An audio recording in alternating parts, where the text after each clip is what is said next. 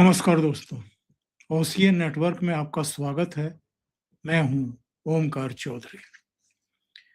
मंगलवार को जब प्रधानमंत्री नॉर्वे की अपनी विजिट के अंतिम चरण में थे, तब दो ऐसी घटनाएं हुई जिनको कहेंगे कि बहुत ही शर्मनाक थी। पत्रकारिता के नाम पर ये एक्टिविज्म था, और एक्टिविज्म ही नहीं, ये गिरी हुई हरकत थी। एक वामपंथन पत्रकार जो अपेक्षाकृत जरा कम उम्र की है, और इसका नाम भी सामने आ गया है, ये हेला लेंग है। बड़ी अपरिचित सी, अननोन सी, जिसको कोई नहीं जानता था। और ट्विटर हैंडल पर जाकर के अगर देखें तो इनके फॉलोअर्स की संख्या भी गिनती के थे। प्रधानमंत्री नरेंद्र मोदी और नॉर्वे के प्रधानमंत्री योनास स्टोरे जब संयुक्त बयान दे रहे थे, उस समय वहां पत्रकार भी थे, दोनों देशों के राजनयिक भी थे। दोनों प्रधानमंत्रियों ने, पहले नॉर्वे के प्रधानमंत्री ने बयान दिया, इसके बाद भारत के प्रधानमंत्री नरेंद्र मोदी ने बयान दिया। दोनों साझा बयान देने के बाद जैसे ही पोडियम से नीचे उतरने लगे, तो ये हेला लेंग नाम की एक पत्रकार ने लगभग चिल्लाते हुए प्रधानमंत्री नरेंद्र मोदी को आवाज दी और उनसे कहा कि आप फ्रीडम के मामले में सबसे स्वतंत्र देश यानी नॉर्वे के जर्नलिस्ट को क्या प्रश्न पूछने का अधिकार देंगे। ऐसे बहुत सारे राष्ट्र प्रमुख होते हैं, ऐसे बहुत सारे देशों के दौरे भी होते हैं, बहुत सारी डिग्निटीज दिल्ली भी आती हैं, हमारे प्रधानमंत्री भी दूसरे देशों में जाते हैं। बहुत सारे देशों में साझा बयान देकर के बात खत्म कर दी जाती है। कुछ देशों में पत्रकारों के चुनिंदा सवाल लेने की परमिशन दी जाती है दोनों देशों के राष्ट्र प्रमुखों की तरफ से। यहां प्रश्न पूछने के लिए ना नॉर्वे के प्रधानमंत्री तैयार थे उत्तर देने के लिए, ना भारत के प्रधानमंत्री। दोनों ने तय किया था प्रश्न नहीं लेंगे, साझा बयान देंगे। और कई बार तो ये भी नहीं होता है, केवल एक लिखित स्टेटमेंट जारी कर दिया जाता है, और कई बार वो भी नहीं जारी किया जाता है। ये परिस्थितियों के ऊपर डिपेंड करता है। जो शिखर वार्ता हुई है दो देशों के राष्ट्र प्रमुखों के बीच में, उसमें नतीजा क्या निकला है उसके ऊपर डिपेंड करता है।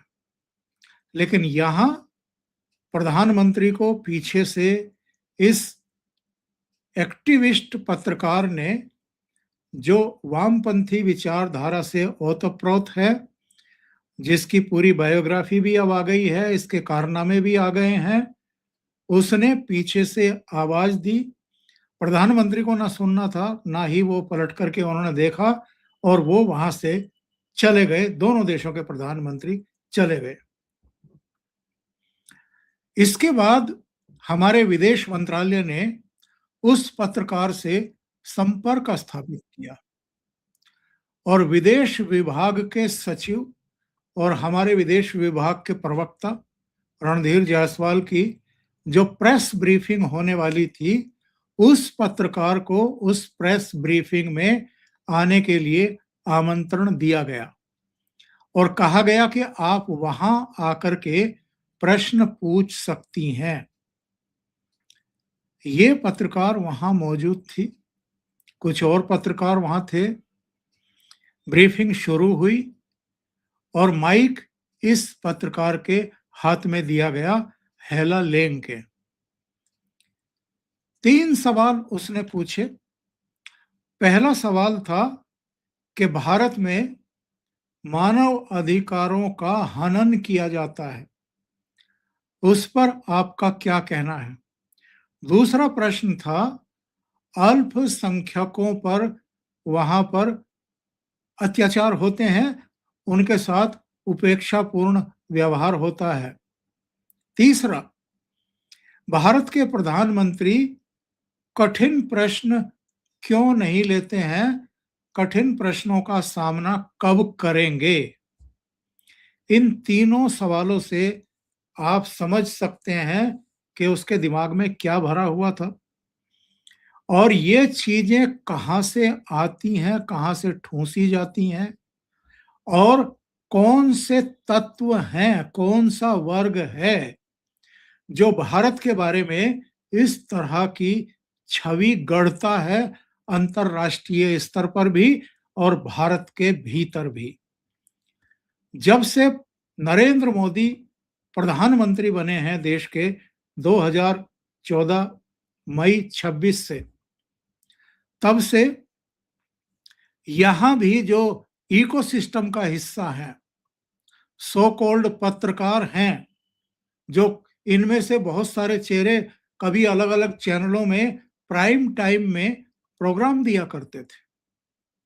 अब ये बेरोजगार हैं, इनको निकाला जा चुका है वहां से, क्योंकि ये अपने एजेंडे चलाने की कोशिश उन मीडिया हाउसेस में भी कर रहे थे।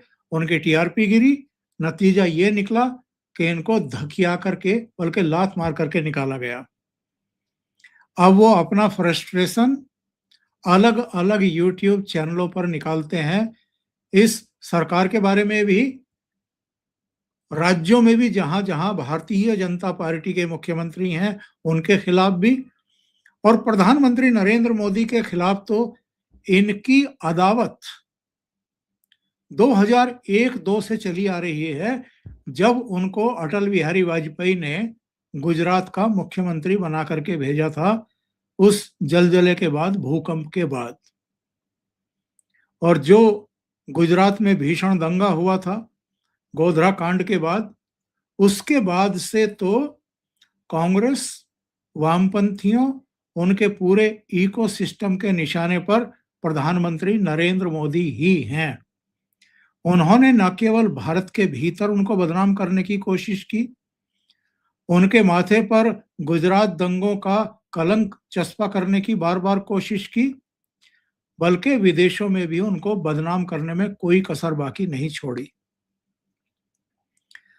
प्रधानमंत्री शुरू में बार-बार ये सफाई देते रहे कि उनके खिलाफ किसी भी जांच में कोई सबूत कभी नहीं मिला है गुजरात दंगों में उनकी संलिप्तता का या उनकी लापरवाही का।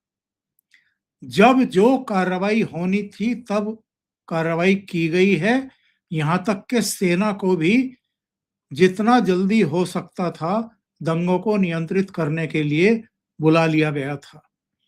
इसके बावजूद उनके खिलाफ एक नैरेटिव बनाया गया। अच्छा, ये कौन लोग हैं? ये भी बताएंगे आपको, और इनके फ्रस्ट्रेशन का लेवल इस स्तर तक कैसे पहुंच गया, ये भी जानना जरूरी है। लेकिन विदेश मंत्रालय की ब्रीफिंग में जब विदेश मंत्रालय के सचिव जवाब देना शुरू कर चुके थे इस महिला पत्रकार के तीनों सवालों का, तो ये स्पेसिफिकली जो वो डिटेल जवाब दे रहे थे उसको बार-बार बाधित करने लगी और इसके लिए प्रेशराइज करने लगी कि आप मानव अधिकारों के उल्लंघन पर बोलिए, अल्पसंख्यकों पर जो जुल्म हो रहे हैं उस पर बोलिए, और प्रधानमंत्री कठिन प्रश्न क्यों नहीं लेते हैं, पत्रकारों का जवाब क्यों नहीं देते, सवालों का प्रेस कॉन्फ्रेंस क्यों नहीं करते। यानी जो नैरेटिव हमारे देश के ये इकोसिस्टम के लोग 2014 के बाद से ही बना रहे हैं, वो अब विदेशों में इन्हीं इकोसिस्टम के हिस्से वामपंथियों के गढ़े गए नैरेटिव को लेकर के अब इस तरह के बवाल उनके दौरों के समय भी करने लगे हैं। अब आते हैं जरा इस बात पर कि जिस देश के दौरे पर प्रधानमंत्री हैं, उस देश के सरकार की क्या जिम्मेदारी बनती है, वहाँ की सिक्योरिटीज की क्या जिम्मेदारी बनती है, और वहाँ इस तरह की अप्रिय स्थिति किसी राष्ट्र प्रमुख के सामने कोई बददिमाग पत्रकार, वो चाहे महिला हो या पुरुष, वो इस तरह का सीन क्रिएट ना करने पाए, इसके लिए क्या जवाबदेही ऐसी सरकारों की है। दूसरी बात, पत्रकारिता के नाम पर या फ्रीडम के नाम पर क्या किसी को अभद्रता करने की छूट दी जा सकती है? किसी के साथ, किसी राष्ट्र प्रमुख के साथ मिसबिहेवियर करने की आपको इजाजत दी जा सकती है? और ये क्या तरीका है? मैं भी 4 दशक से अधिक समय से पत्रकारिता में हूँ। मैंने भी बहुत सारे छोटे से लेकर के बड़े तक नेताओं के इंटरव्यूज़ किए हैं। हर एक का ये दायित्व होता है कि जब आप इंटरव्यू लेने जाएँ, तो जो प्रश्न आपके मन में हैं, उनके आप पॉइंटर बनाते हैं, आप बैठते हैं और आप एक-एक सवाल करते हैं, वो उनका जवाब देते हैं। और अगर आपको प्रति प्रश्न करना है, तो आप कर सकते हैं, लेकिन आप बहस नहीं कर सकते, आप किसी को प्रेशराइज़ नहीं कर सकते, आप उस तरीके से किसी पर चिल्ला नहीं सकते, जैसे आजकल ये चलन बना हुआ है टीवी चैनलों के कुछ एंकर्स का। और दुनिया भर में एक मर्यादा होती है, गरिमा होती है, सीमा रेखा होती है।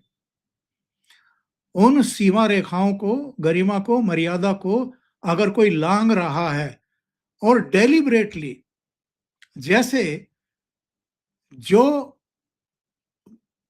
संयुक्त बयान के समय प्रधानमंत्री, दोनों देशों के प्रधानमंत्री जब पोडियम से उतर रहे थे, तब इस लेडी पत्रकार ने अपनी सीमाएं लांघी, अभद्रता की, वैसा ही सीन इसने विदेश विभाग की ब्रीफिंग के समय किया।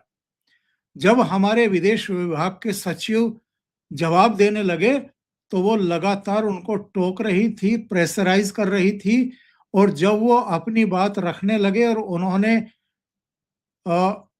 एक तरीके से दृढ़ता से उसको टोक दिया कि प्रेस ब्रीफिंग मेरी है, आपकी नहीं है, संचालित हम करेंगे, क्या जवाब देना है, किस बात का कब जवाब देना है, ये हम तय करेंगे, आप नहीं करेंगी, और आप चुप रहिए, जवाब सुनिए जो आपने सवाल किया है। तो वो वहां से खड़ी होकर के चली गई। बाद में किसी ने उसको टोका होगा, रोका होगा या सलाह दी होगी, तो वो बाद में आकर के फिर से बैठ गई। और जब इस पर सोशल मीडिया पर बवाल हुआ, क्योंकि उन्होंने जो प्रधानमंत्री को पीछे से आवाज दे करके रोकने की कोशिश की थी और ऊंचे स्वर में कहा था कि आप प्रेस के सवाल क्यों नहीं ले रहे हैं, तो वो वीडियो कट करके इस लेडी ने अपने ट्विटर हैंडल पर डाला, तो वहां तमाम तरह की प्रतिक्रियाएं आनी शुरू हो गई। उनमें यह भी था कि सवाल पूछ करके अगर जवाब सुनने का मादा नहीं है, धैर्य नहीं है, संयम नहीं है, और आप बिना सवाल का जवाब सुने वहां से भाग गई विदेश विभाग की ब्रीफिंग से, तो ये भी निंदनीय है। तो वो फिर से आकर के बैठ गई और फिर उसने बहाना किया ट्वीट करके कि मैं पानी की बोतल लेने के लिए बाहर गई थी। यहां भारत में इस उद्दंड और अपनी मर्यादा और सीमा लांघने वाली पत्रकार की तायीद करने वाले, प्रशंसा करने वाले और उस पर भौंडा नृत्य करने वाले इकोसिस्टम के कई पत्रकारों ने उस पत्रकार की प्रशस्ति करनी शुरू कर दी, उसकी प्रशंसा करनी शुरू कर दी, और ये कहा कि चलो किसी ने तो कम से कम ये हिम्मत की है। इससे पता चलता है कि यहाँ जो बैठे हुए इकोसिस्टम के लोग हैं और जो फ्रस्ट्रेटेड लोग बैठे हुए हैं, उनके फ्रस्ट्रेशन का स्तर कहाँ तक पहुंच चुका है। ये लोग बर्दाश्त नहीं कर पा रहे हैं कि प्रधानमंत्री नरेंद्र मोदी की जो दुनिया भर में एक साख है, एक सम्मान है, इसके अलावा 32 देश उन्हें अपने यहाँ का सर्वोच्च सम्मान दे चुके हैं। उनकी ग्लोबल रेटिंग पिछले 5-6 साल से, बल्कि 7 साल से पहले नंबर पर चल रही है पूरी दुनिया में। भारत प्रोग्रेस कर रहा है, आर्थिक रूप से तरक्की कर रहा है।